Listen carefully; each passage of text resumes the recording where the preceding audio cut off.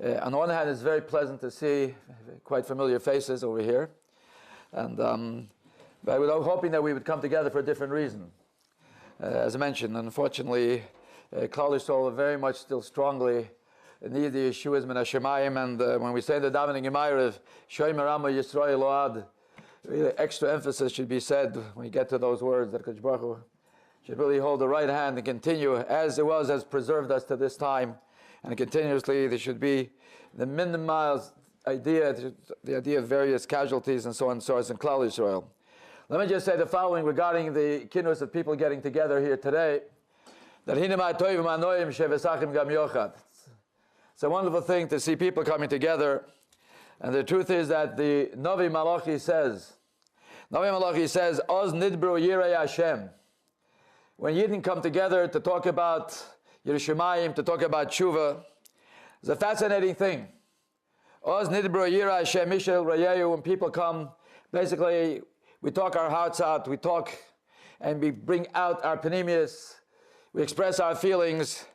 So the Novi says, Vayakshev Hashem Vayishma. Because Baruch Hu himself is there and he listens. Vayakshev Hashem Vayishma. Not only listens, Vayikosef Sefer Zikaron Lefonov. Which basically means that when Yirah Hashem get together, getting together simply for the idea to be Me'oyer, for Tshuva, and to Yerushalayim, because Baruch Hu listens and he records. He actually records what is being said in a sefer. So not only being recorded over here with all these modern advances in technology, but it's being recorded in Shemayim. And therefore, tonight, when people have come together, basically to hear, to be Mikabel Divrei Seiris on behalf of the plight of Achenu B'nai Yisrael and Eretz Yisrael, so you have to be aware that Kadosh Baruch Hu is here right now with everybody. Kadosh Baruch Hu is here, this keynote, and not only that, Kadosh Baruch Hu is also taking notes. Kadosh Baruch Hu taking notes, as the Pasuk says, Vayiksha Hashem, Kadosh Baruch Hu is listening, Vayikosef Sefer Zikaron Lefonov. So all those who have come here tonight actually realize to see what we can do on behalf of the Murder Gematzav and Yisrael, are zoichet to be written in that sefer, that very special sefer in Shemayim, that Kadosh Baruch Hu keeps records, everyone who's being involved. So, needless to say that we are living in very frightening times, and the Matzav in Eretz Yisrael is Oyim V'Noira, and the truth is what's taking place today is mamish what Chazaq have told us at the end of Masech Tesoita Daf Memches. The Gemara says very clearly, Miyoyim Shechar Beis Hamikdash, Ein Loch Yoyim She'ein Boi Kalola. Unfortunately, a day does not go by where there is no klol. If it's not over here, it's over there, it's someplace else in different areas. And literally, the truth is we're afraid to hear the news, because who knows what the next piece of bit of information will be, something, one tragedy after another. Here you have another stabbing, then you have another stabbing. But then it says the world Bechlal is on fire. It's not just the Matzav in Eretz Yisrael, just in general. And is ready to explode any moment. And what intensifies and what aggravates the situation all the more is because we are confronted today with the same dilemma that Rabbi Akiva, the great Tana Rabbi Akiva, was confronted 2,000 years ago. And that is the following. There's a very fascinating Chazal that tell us, Masechta Sanhedrin, Daf Kuf Aleph. I listened to this little piece of Gemara, just a few lines. The Gemara tells about how the great Tana Rabbi Eliezer, when he became sick, and his great Talmidim came to be Mevakeh Choyle. And the Gemara says over there, Kishechola Rabbi Eliezer took ill, says the Gemara, Nichnesu Arba Zekedim Levakrei. 4 great Talmidei Chachomim, Gedolei Yisrael, came to visit him. Who are the Talmidim? One was Rabbi Tarfon, one was Rabbi Yeshua, one was Rabbi Loza ben Azariah, and the other was Rabbi Akiva. So each one had something to say to his Rebbe. And the Gemara tells us the following, Nenu Rab Tarfon v'yomar. Rab Tarfon began and he speaks out and he says, Rebbe, you are so important to us. Toiv atali Yisrael metipa shel gishomim. You are more important. The toiv, the benefit that Klal Yisrael gets from you is more than a drop of rain. Everybody understands that you can't survive without any rain. So Rab Tarfon, but you, Rebbe, toiv atali Yisrael, you are more important to us than a drop of rain. Then it's Rabbi Yeshua's turn to speak up. And now Rabbi Yeshua v'yomar, Rebbe, toiv atali Yisrael, yosem megalgol chamo. You are more important to us, he says, than the revolution of the sun. We know that the world cannot exist if we would not have the sun. Yet, Rebbe, you are more important. Toivato Yisrael, you are more important than the Galgal Achamo. The Rabbi Ben Azariah now, how can you outdo all that? Comes the Rabbi Ben Azariah and he says, Rebbe, Toivato Yisrael, you are more important than more than a father and a mother. As much as a child cannot exist without a father and a mother, what kind of a life will he have? But Rebbe, you are more important to Klal Yisrael than a father and a mother. So how do you top that? Then come the famous words of Rabbi Akiva, which nobody understands. Rabbi Akiva says, Rebbe, you're suffering. Chavivin Yisurim. Yisurim is a good thing. Hafel of a fella. Is that what you see? You go to be Mevakar Choyle someone, you try to speak of spirits, try to lift them up, you try to give him Chizuk, and you try to give him all types of association that he should understand that, look, other people maybe went through the same thing, and they had a Refuah Shalema. And Rebbe is sitting here, Rabbi Loza ben Azariah, Rabbi Yeshua, Rabbi Tarfim, everybody is saying something positive, and then comes Rabbi Akiva and says, Rebbe Chavivin Yisurim. What does that mean? The fascinating words of Reb Chaim Shmuel Zamir Rosh Yeshiva. And he says something which is a davar nifla meyoid. He says, each of these Tanoim, you understand, we're trying to make a case in Shemayim that Shemayim should allow the great Rebbe, that Reb Lezer should be able to stay alive. And the way that they did it is by making a case in Shemayim that the world can't exist without him. So everybody in his own way was trying to point out why it's important. Why is it important that Rabbi Lezer receives a Refuah Shalema? So one says, Rabbi, he says, you're important to us than a drop of rain. We can't exist without any rain. We can't exist without you either. The other one says, Toivato Migalgal Chamo. We can't exist without a son. You are more important than the son. We need a father and a mother. Rabbi, you're more important. And what's Rabbi Akiva saying? Rabbi Akiva is also making a case why we need Rabbi Lezer down here. And what is he saying? Rabbi Akiva says, Chavivin Yisurim, you know what that means? So Rabbi Chaim Shmuel says, Hafla v'fela, as much as you need a Rebbe to teach you Torah, as much as you need a Rebbe to teach you Shemayim, more than anything, you need a Rebbe to teach you the meaning of suffering. When there's suffering in the world, they're stabbing over here and they're stabbing over there. And in America, this person's sick and that person's sick. And you have all types of stars, parnasa problem, shidduch problem. You have all different crises. You have to realize there is there has to be a reason why this is happening. And you need a Rebbe for that. Because this is something that's continuous. Kol zman that we are in Golus, and we are not yet Zoichet to be as HaMashiach, there's always going to be suffering someplace in the Jewish community, someplace in the world. And Amel, what Rabbi Akiva was saying, Chavivin Yisurim, what it means to say, not it's good that you have Yisurim. Chavivin Yisurim means because Baruch Hu sends Yisurim, there's a message. It's trying to make us aware of something. But how do we know what HaKadosh Baruch Hu wants from us? So he says, Rabbi, Chavivin Yisurim, HaKadosh Baruch Hu sends Yisurim. There's something so precious about it. There's a reason. There has to be a meaning. It should not be all for naught, not suffer for nothing. So we need you, Rebbe. We need a Rebbe to teach us the meaning of suffering. Why Klal Yisrael is going through and all of this kind of suffering. That's why we need you. More than anything, we need a Rebbe to tell us the meaning of suffering. As Chaim Shmuel says many, many times, that the word Yisurim is from the word of Musar, which means that Kadosh Baruch Hu does not give Yisurim just for the sake of punishment. Kadosh Baruch Hu wants to hurt Chaz v'Shalom any Yid in Klal Yisrael. The reason that there are Yisurim because there is a Musar to be learned. But unfortunately, all too often we're not very sure exactly what is that Musar, what is that message, what in fact does a Kadosh Baruch Hu really want from us. Well, so when the Pasuk says to us, Shoiftim v'shoitrim titen acha b'chol sherecha. Basically, what the Pasuk means simply, of course, that every community should make sure that they have dayanim, they have judges, they have shoiftim to paskin shailas, shoitrim, then you have to have officers in order to carry out, to make sure that people follow what the halach is. You need policemen. Shoiftim v'shoitrim titen lecha b'chol shorecha. And it says further, lishvatecha, every tribe should have their shoiftim v'shoitrim. Said an Adam Godly said a gewaldige pshat. Listen to this pshat. Shoiftim v'shoitrim titen lecha b'chol shorecha lishvatecha. The word shvatecha, if you know a little bit of Lashon Kodesh, you don't have to be a scholar in Lashon Kodesh. The word lishvatecha, of course, shvatecha, shevet means tribe. We know that. But the word shevet also means a whip. The word shevet also means a whip. Right? When you give meiser, you count 10. The 10th one, under the whip, you strike it. This is the meiser behema. Or the Pasuk says, B'shevet evrosoi. We find the Megillah Seicha. Shevet is a whip. Says the Pasuk, said this Adam Godel. Shoiftim v'shoitim titen l'cho. Lishvatecha, when HaKadosh Baruch Hu strikes you with a whip, you need shoiftim, you need someone to explain it. Why were you hit? Why were you struck? Why did it happen? Shoiftim v'shoitim titen l'cho. Make sure that you have judges properly. You have Erlich Hayin, you have Tzadikim. You have Gedolei Yisrael that are trying to give the message, transmit what the message might be in Hashemayim. Lishvatecha. We are undergoing situations of a shevet, of great, great difficulty. And the truth is that was the way always of Gedolei Yisrael. Reb Shalom Shadron, the Oelbaum might remember many, many years ago, he used to frequent this community very often, almost on a yearly basis, almost. And we had the privilege, I mentioned many times in Shul, to have him at the Shabbos table. Shabbos he spent by us, he slept by us, we gave him a room, and so on.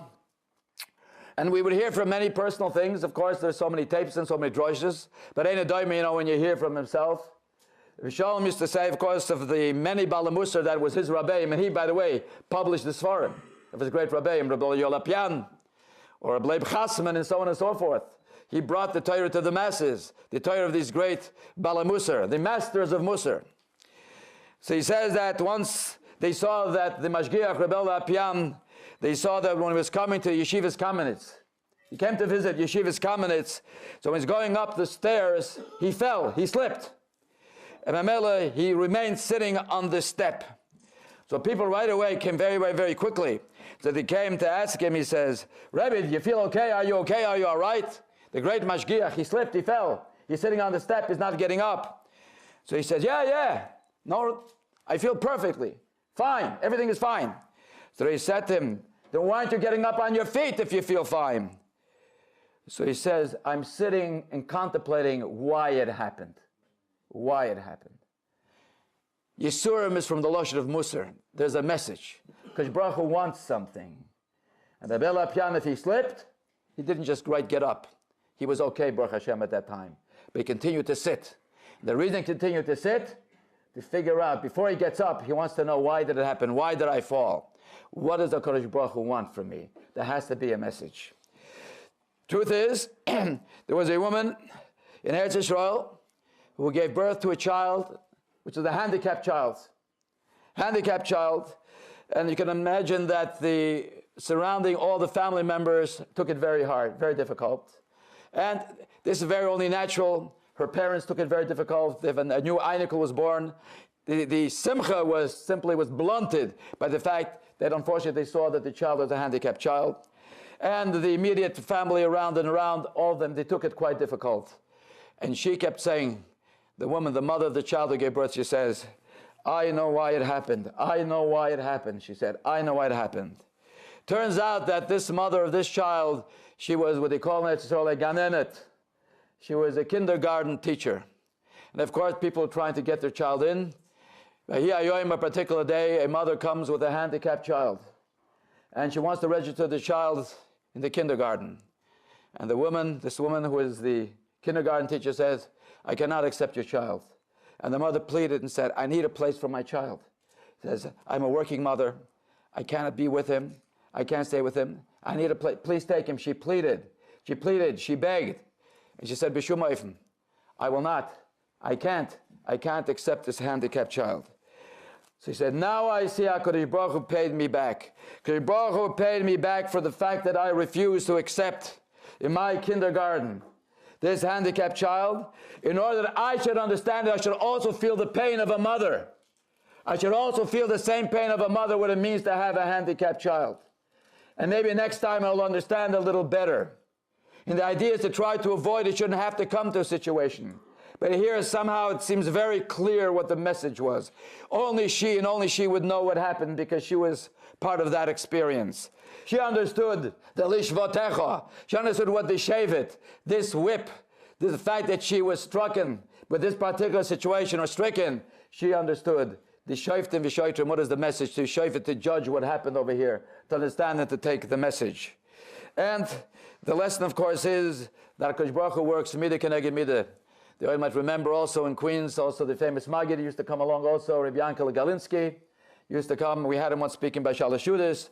And I think in the opening line, Mamish, the first words that he said, We're living in a world, he says, where all midos are bottled. There's no such thing as midos anymore. No such thing as midos. There's not such thing as fine character. There used to be a time where even by the Umas Oilam, by the Toivim Shebumois, by the Toivim Shebumois, you found there was a line that even Goyim would not cross. There's certain things you just don't do. If you're a civilized person, there's a certain gather of tznius, even a minimal gather of tznius, a certain gather of shmiras alosh, and a certain gather minimal Toivim Shebumois. Now there's all the barriers have been broken. There's no gvul anymore. There's no inyan of midah. We're living in a world where all the midah are bottled, except one midah. Midah keneged midah, he said. Midah keneged midah did not become bottled. This midah still remains. Because Baruch Hu judges each and every one of us the way that we behave. Ben Odom Lachavera, the way we behave. Ben Odom Lamokoim. That midah did not become bottled. And that is the message when we see Shoiftim v'Shoiftim Titel, to make sure the Shvatecha, when the Kodesh Baruch Hu sends that Shevet, you have to realize that there's a reason why you have been stricken. When the Kodesh Baruch Hu sends all the various Taurus, that means obviously what we're trying to do, we're not doing enough. And maybe if we're davening, we're not davening enough. And maybe if we're learning, we're not learning enough. And maybe if we think we're doing chesed, we're maybe not doing it b'lishma, maybe we're not doing enough. And there could be many, many reasons why what we're doing, there's many, many deficiencies in what we are doing. Ma'aseh Shehoya was that particular woman, a secular woman, whenever she would see a Haredi woman with her hair covered, she would actually mock her, laugh at her, and always stick her and say, look, what's the idea here? Because Baruch Hu, natural thing, woman has hair, everybody has hair. What's this idea that you're covering your hair? Every opportunity that she had, she would meet a Haredi woman, she would basically mock her at the particular situation. She'd say, look, you belong to the ancient world. The world is now moving ahead. People used to cover their hair. That's part of the old world. That's something very old-fashioned. That's not what we do today. By the way, who told me this Maaseh? It was Rabbi Yisrael Zilberstein, the son-in-law of Rabbi Yashiv. So he said the following, he says, I know, I married this woman, Nebuch was stricken with the machla. And she underwent treatments, which was chemo again, and chemo over again. What are the side effects of chemo? You lose your hair. She put on a sheitel. For the different reasons she put on a sheitel. Now she understood what it means. Sometimes they put on a sheitel. So this is the idea. From then on, she did not mock anymore. She understood. That again, this is the situation which Kodesh Baruch Hu shows us and conducts himself, that the way we deal with others, and that's the way we have to understand that should be the Hagosha. So the basic message is that we talk about midah keneged midah, and that means the following, Rabbi Isai. If you want to be spared Yisurim, then remove pain from another Yid. If you're able to remove pain from another Yid, midah keneged midah, Kodesh Baruch Hu will remove Yisurim from you also. That's the basic thing that you see from all of this.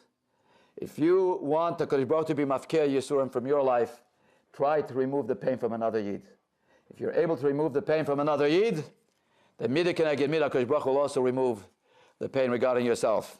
You know, the particular Rav was a Yedid of mine. I spent a Shabbos in the shul when he made a Chinukas Habayis many years ago. Rabbi Yosef Ginsburg used to be a Rav over here in Hillcrest. Then he had moved to the Five Towns, new shul. So we spent a Shabbos there. Actually, I think spoke like 4 or 5 times in the shul. There was a Chinukas Habayis. Rabbi's brother was there as a Baal Tefillah also. It was a very, very nice Shabbos. So he mentioned that a number of years ago, he went to visit Rav Shach, and at a particular time that he had a lot of problems with his foot. Rav Shach had problems with his foot. And as a result, the doctor said, listen, we can't delay it anymore, but he needs surgery. Rav Shach clearly needs surgery. So they arranged to have a doctor to come to the house. Apparently it wasn't that kind of a extensive surgery that you needed a hospital. He would do it at home. However, the doctor says, of course, we're going to have to bring the kalim for anesthesia because it's a very, very painful situation. And Lamaisa, very interesting is that Rav Shach said with one tanai he'll go through the operation, but does not want anesthesia. The reason he does not want anesthesia because this would cloud his mind and would detract from his clarity of learning. And it's incredible that sounds. He's not the first. For example, the Chibina Rov, the great Goyen, the Godel Ador, also of his time, not so long ago, also had surgery, and he insisted. He insisted there's not one anesthesia, but rather his mind. The mind would be occupied with various areas of learning. He would be able to have that full concentration, to have that extreme concentration, so basically he's in a different world. He would not feel the pain. And Rav Shach, the same thing. Rav Shach, the same thing. However, the doctor insisted that if there's no anesthesia, so we want to make sure that he'll be able to handle it and not and keep calm and not jump around all over the place. After all, they might be feeling some pain or a lot of pain. So the Tanai was that somebody will hold his hands and somebody will hold his feet to make sure, because in surgery you have to make sure that the patient doesn't move. And that's what they did. To everyone's amazement, the operation went very smoothly. Rav Shach did not flinch, nor did he utter a sound that indicated any kind of distress. Havla v'fella. He simply lay quiet, and the doctor did what the doctor had to do. Procedure went quite smoothly, and the foot was on his way to healing.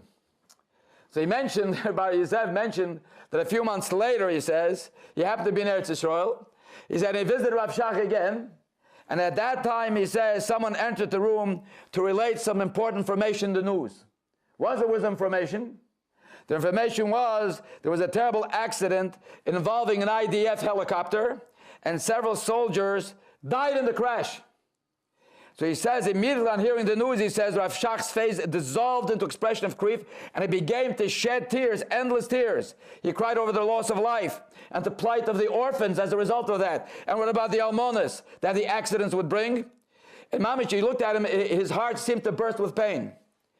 So he said, Rabbi Yosef says, the half of the fellow I thought back 5 months ago, when the doctor were cutting knives into his own flesh, he didn't cry out in pain. But when he heard about the pain of others, heard about the suffering and the pain of others, he heard what happened, that he could not contain, that he could not hold back. And that is a dogma. That's a dogma of every Yid of what it means, how sensitive we have to be. Chaviv in Yisurim, to understand, and to Yisurim when HaKadosh Baruch Hu sends. And our avodah is to try as much as possible, to try to neutralize as much pain as we can to alleviate from other Jews. And if we are able to do that, Bez Hashem, mideh keneged mideh, HaKadosh Baruch Hu will repay us in kind. Many of you might be familiar, even some Sfardim, by the way, also used to travel to Montreal to the Tosher Rebbe. Tosher Rebbe lived way into his 90s, up to 100. I remember, I think, as a young man when he was still in his 30s, something like that, in his 30s. He lived in Montreal. I grew up in Toronto, Canada. I'll just tell you just one incident. There's more, but so we're talking about in the 50s. So I was before my bar mitzvah. And the Satmaruv Rabbi Oelbaum came to Toronto, Canada. That particular time was in the 50s. And they rented a large hall. You can imagine it was packed with literally thousands of people. And they gave a drosha before Kriyas HaTorah. You can still imagine it was a couple of hours, as the Rebbe Darshan. Friday night there was a tish. And you had Rabbonim coming from all over. Now, it's not only the local Rabbonim. People came from New York, Hasidim, Rabbonim. And the Tosher Rebbe came all the way from Montreal to spend Shabbos in Toronto to be with the Rebbe. So there was a head table, a long head table, where the Rabbonim were sitting there. And the Tosher Rebbe was sitting there, and then the Satmaruv was a couple of seats further down. And everybody's trying to find a good spot to be able to see what's going on. So the easiest age group to be able to find a spot is, if you're a young kid, you can really hang from the rafters to be able to look and to see what's going on. So right above the head of the Tosher Rebbe, there was a window, and the window, I realized, has a windowsill. So I managed to climb up, and I was on the windowsill, and was right above the Tosher Rebbe, who was down below me. And I had a gewaldige view. So looking around the room, it was a very narrow ledge. I forgot it was narrow. And all of a sudden, I find myself falling down on the hand of the Tosher Rebbe. And the Tosher Rebbe says, it's okay. So I said, if it's okay, I went up again. Yes, I fell again. On his hand. And again, he did not say a thing. Just give you the tzidkes of a yid. The tzidkes of a yid. I mean, you should have said, he has a spoon. You would have to say, he would have had I could write it better, what he would have been able to say, what he should have said. But he did not. This was the Tosher Rebbe. Anyway, he had a son, Reb Mordechai, with his Bechor, his oldest son. I saw him once or twice. And I can imagine he would have been the Malamokim. He would have been the Malamokim of his father to succeed him. He passed away. He was nifter. He was nifter at a young age. He was married already. He was nifter at a young age. What happened, he was nifter on the Erev Shabbos. They used to call him Motel Tosher. That's what they called him, Motel Tosher. He was never on Erev Shabbos. He was still in shul. He done with me Erev Shabbos, and something middle of davening he collapsed. So they called out Sola. They had it Sola, and they thought it's okay. So right away, Mamish, immediately they had the paramedics doing whatever, but didn't take long when they realized it's too late. Now the biggest task was, how do you tell his father? How do you tell his father, Tosher Rebbe? How do you tell his father? It's an all of a sudden. It's not like someone is sick, and then it's of course off in the back of your mind. You know that it may not work out, so you get used to the situation. It's never a good idea. It's never a good situation. How are you able to relate such a message? But this is all of a sudden. This all of a sudden situation. Who and how are you going to tell his father? And it was important because the Levaya had to be, it was Erev Shabbos, had to be before Shabbos. And by the way, the Tosher Rebbe's minyanim were late also, so they daven late to begin with. So they daven late to begin with, and it's Erev Shabbos. You have to make the Levaya very quickly, and they have to tell the Rebbe. They went, they told the Rebbe. And they're waiting for the Levaya. The Rebbe locks himself, he's in a room. He's in a room. They say, Rebbe, it's late. You have to come to Levaya. He says, I need another 5 minutes.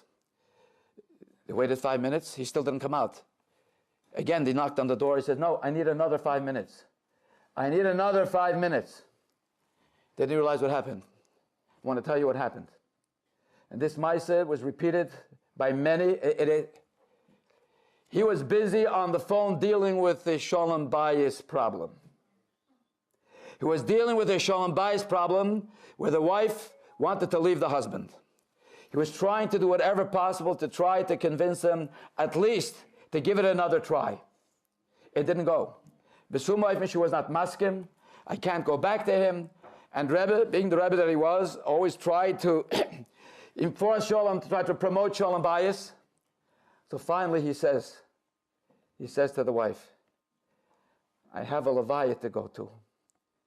He said, his own son, I can't go to Levaya until you go back home to your husband. She did. She did. I don't know what happened at the end of the story later on. I can't tell you. But this was a hafla thing. He did not go to the Levaya of his own son until he's able to do something over here. Here's a Yid who's able to sacrifice his own pain at losing his Bechor, losing his own son, his Bechor. He's not going to the Levaya because I have something to do first, which is more important, he says.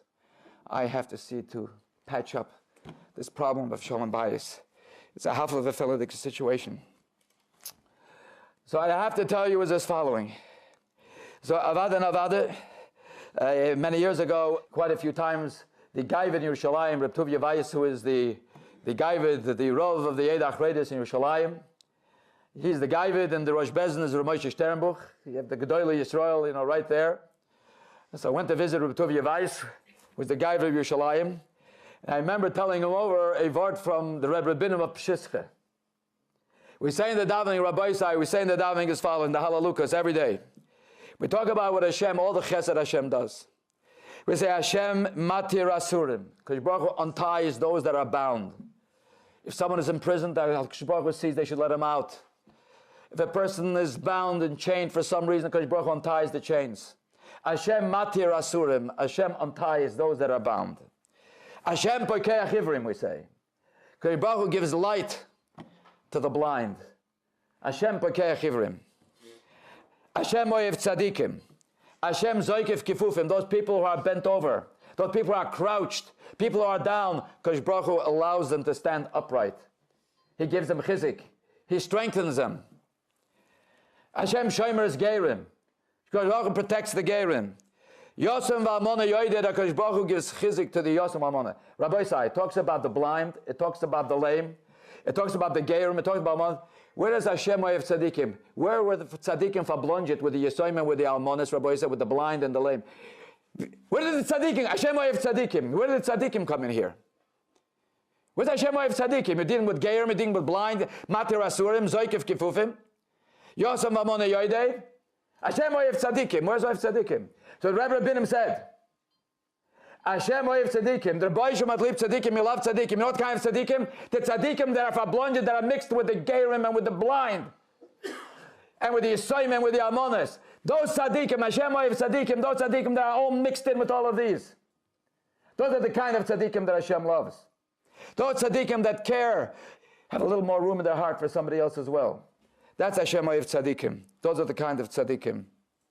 Chacham Ovadia Yosef, very often was a sandik. Very often was a sandik. Not unusual, not hard to believe. You know, the halacha is that if you're a sandik at a tainis nitche, the balabris are allowed to eat. If it's a tainis that's a nitche, the balabris includes the sandik, the moil, the abiyaben, they're allowed to eat on the tainis. So he was a sandik at a bris. There happened to be a tainis nitche. It was a tainis nitche. So on a tainis you can't drink the wine when you make the bracha by the bris. So usually you give it to the baby. But being that the balabris, right, the moil, the sandik, they don't have to fast. They can drink the wine. So they were mechabed him to drink the wine. He said, I can't drink the wine. He said, why don't you drink the wine? So Rabbi Yosef says, he said, because I'm fasting. Well, why are you fasting? He said, you're the sandik.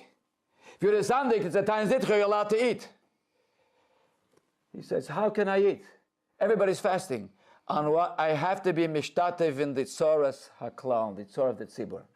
And the tzibur is fasting, he says, I can't eat. I have to be mishtatev, I have to share in the tzar of the tzibur. He fasted. In the apilocha, then I have to fast. But now comes a new dimension. The new dimension is with Rabban Kotler Torah and Mishnah Sabar. We talk about chesed, chesed, chesed, chesed. We talk about trying to help other people. It's all gewaldig. Rabbi Kotler basically found out that he said by Moshe Rabbeinu we see a new dimension in chesed. By Moshe Rabbeinu the pasuk says, "Vayigdal Moshe." Moshe grew up. Vayetze Elechov. Last week's parasha. Vayar he saw b'sivloisom. He saw the burden that the Yidden were burdened in Mitzrayim. The famous Rashi. What did he see? What did he see? So Rashi says not just he saw. Nosan eino v'libo eliyos meitzer aleim. His eyes and his heart to feel for them. He felt their pain. It's not that he saw what's happening to them. Nosan eino v'libo eliyos meitzer aleim. So Rabban Kotler says a gewaldige thing. Rabban says that the pshat is two things that we find over here. Rabban said Moshe Rabbeinu did two things. He shared their burden, number one. He shared their burden. And second of all, he felt their pain. It's a big difference. What's the difference? Here's an example of sharing someone's burden. Right? You see someone in trouble. See someone in trouble. What you do is, you know what? I want to share the burden, so you write a check. It's a gewaldige thing. You're sharing the burden. See someone needs medical attention. Can't afford it. You write a check. That's called sharing the burden. What happens after you write the check? You go home, and life, as far as you're concerned, goes back to normal, and the tsar that other people are going through, that's nothing gay to you. You share the burden, but you don't feel the pain, because it does not affect your lifestyle at all. Moshe Rabbeinu says, Rabban taught us, it's not enough to share a burden, but important is, he says, to feel the pain. Feeling the pain means is that things just don't go back to normal the way they were. That means to say that when you go back home, you have to have a certain attitude that life cannot just be lived the same way. You also have to somehow change a little bit your lifestyle in order to be able to share in the hargoshe what the other person is going through, said Rabban. That's what Moshe Rabbeinu taught us. And therefore, it should not be a chiddush, Rabbi said, what the Vurka Rebbe said, one of the great Manhiga Hasidus. The Vurka Rebbe said something gewaldig. You want to know, Rabbi says, Gulaf Arichas Yomim, everybody wants to live a long life and a healthy life.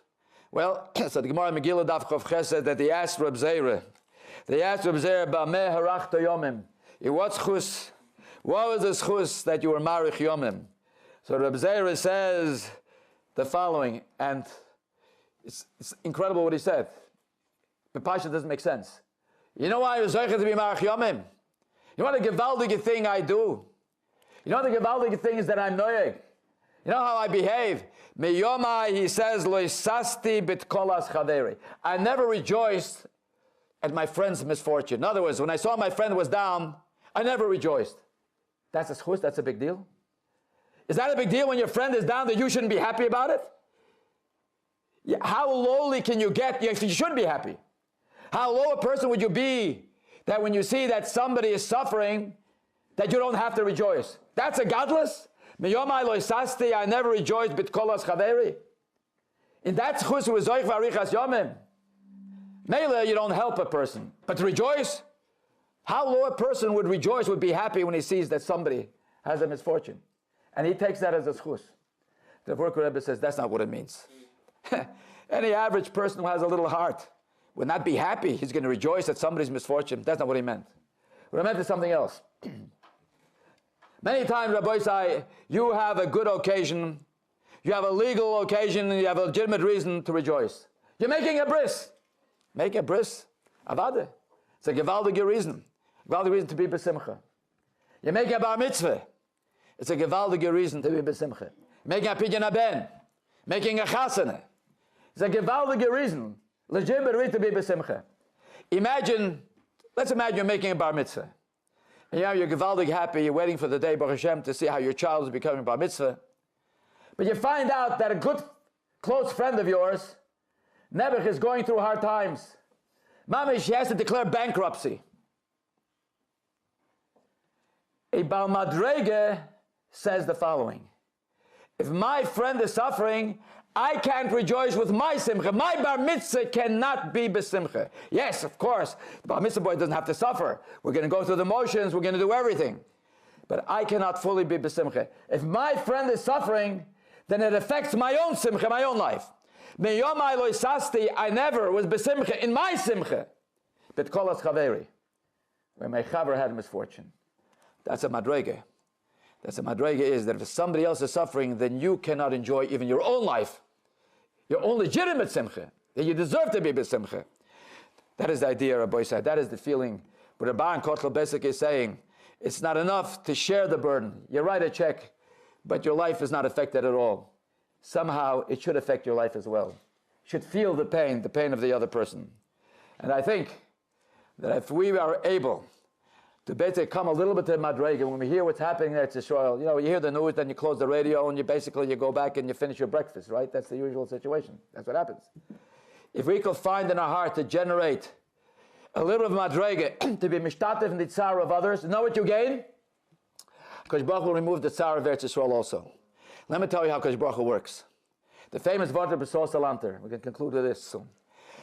Sos Salanter says the following: Mishpete Hashem emes sotko yachdov. Kosh Baruch's judgment is perfect, is emes. Sotko yachdov is righteous for all around. What does it mean it's righteous all around? I'll give you an example. Let's say, for example, Rabbi Sai, someone breaks the law. Someone breaks the law, so now the judge, sentences that person, he has to go to prison. He deserves to go to prison. He deserves to go to prison. But you know what happens? That person going to prison, not only he's being punished, his wife is being punished. His wife is being punished. She doesn't have a husband. The children are being punished. They don't have a father. But this is the way of this world. The person did an avla. So the court in Olam Hazeh punishes him, even though there are side effects that don't deserve to be punished. So Salanta Kosh Baruch does not do that.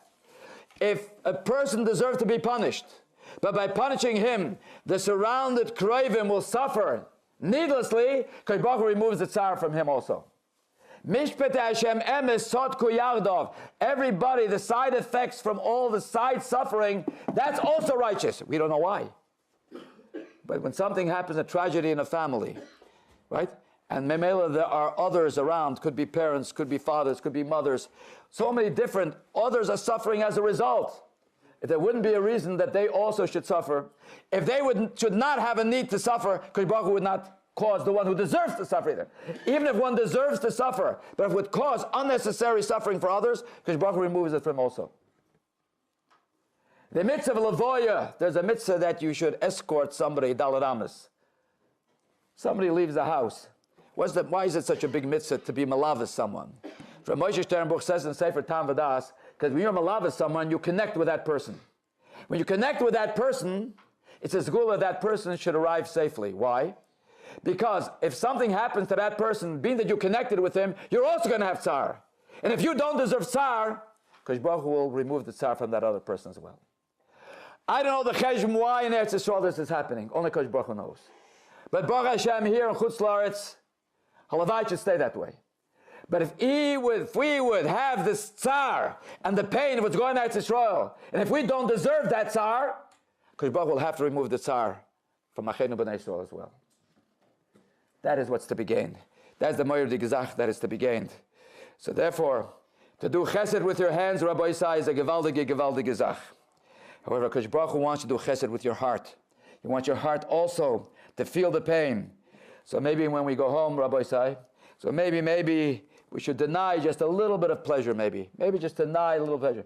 Maybe skip that midnight dessert, I don't know, whatever you're doing at night or something. It's good for the diet also, probably before you go to bed or whatever. So maybe just a little bit, in any situation, even if it's sometimes only symbolic, just to show HaKadosh Baruch Hu that we are right there together with them. It's not just we hear about it. It's an easy thing to say to heal him, Rabbi Isai. But the idea is, what does it do? What changes do we make in our life?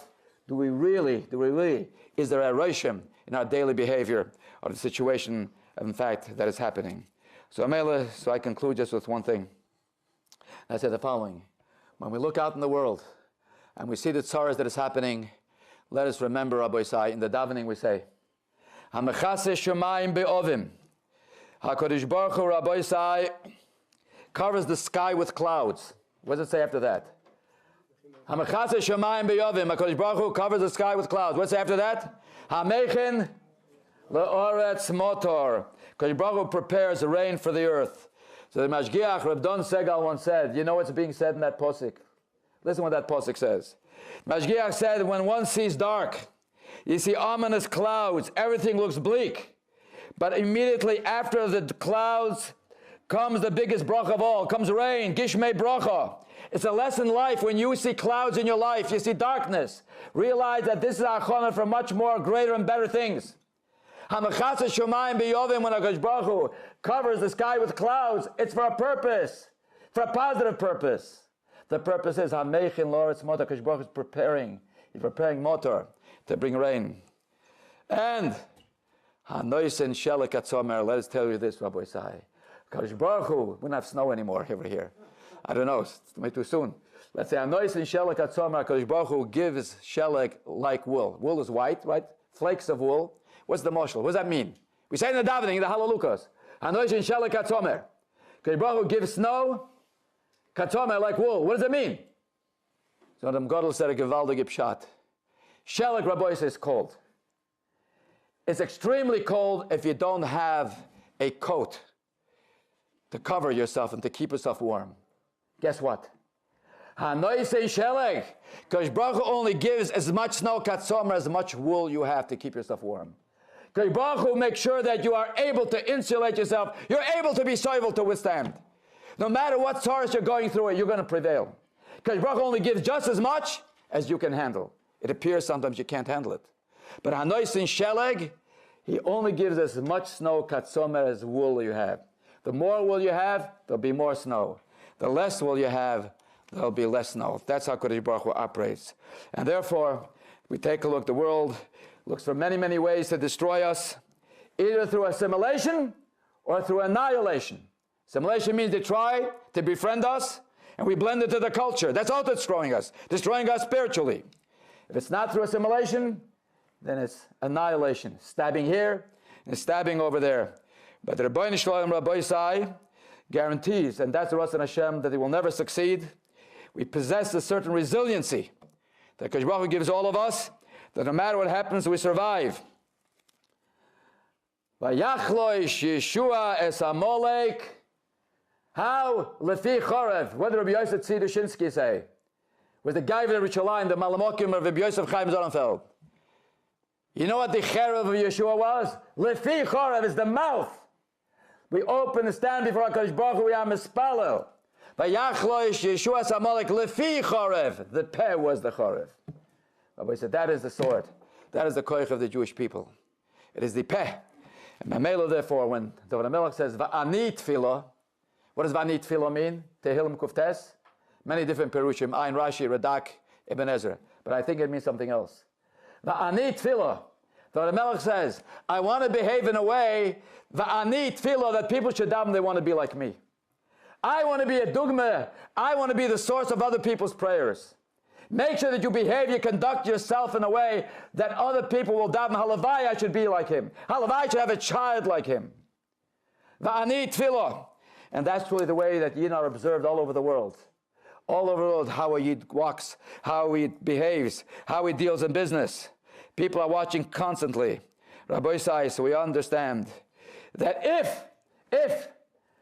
if we see, Chaz v'sholem, too many, if we see that there are Yidden dying al Kiddush Hashem, what do we have to do? We have to live al Kiddush Hashem. That is now our avodah. If the Yidden are dying al Kiddush Hashem, then our avodah is to live al Kiddush Hashem. That we should be the source of other people's prayers. Halavai, we should be like him. Va'ani, tefillah. I'll be the tefillah of other people. Ashrei yovev shelim doi Torah. People should say, Gevaldig, that someone that learned Torah. These are people who are children of HaKadosh Baruch Hu. Let's improve our tefillahs, Rabbi Yisai. Improve our davening. V'ani tefillah, our behavior. So make a commitment tonight, Rabbi Yisai. Maybe once again experience Kol soso and v'kol simcha b'chutz Yerushalayim shomer Yisrael shemar she'eres Yisrael v'al yoivad Yisrael v'oy mishma Yisrael t'ov simcha v'nachas shefa bracha v'atzlocha b'yaz g'el tzedek b'mheiro b'yemenu. Amen.